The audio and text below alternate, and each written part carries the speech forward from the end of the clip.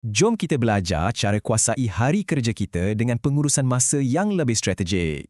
Pernah tak terfikir, apa beza orang yang sentiasa tenang dengan yang sentiasa kelam kabut?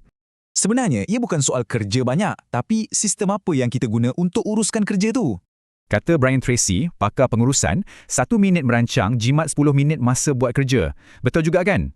Tanpa sistem, kita bukan bekerja, tapi asyik react je dengan apa yang datang depan mata. Jadi, jom kita tengok apa impaknya bila kita mula guna sistem untuk senarai kerja kita. Ia bantu kurangkan silap, naikkan kepercayaan bos dan yang paling penting, jaga mental kita. Okey, jadi apa alat paling mudah dan praktikal yang kita boleh guna setiap hari? Inilah dia kaedah A, B, C, D, E. Satu sistem mudah untuk kita bagi grade pada setiap tugasan. Macam ni cara ia berfungsi, dari A untuk paling penting sampai E untuk buang terus. Nak tengok contoh sebenar? Jom kita lihat macam mana ia berfungsi dalam situasi harian.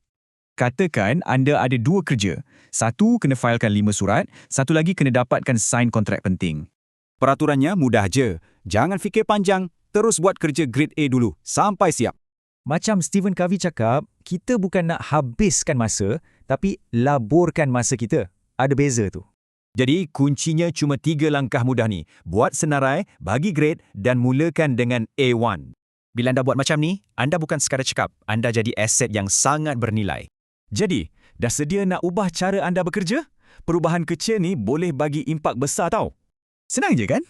Jadi, untuk esok, mulakan hari anda dengan tugasan A anda.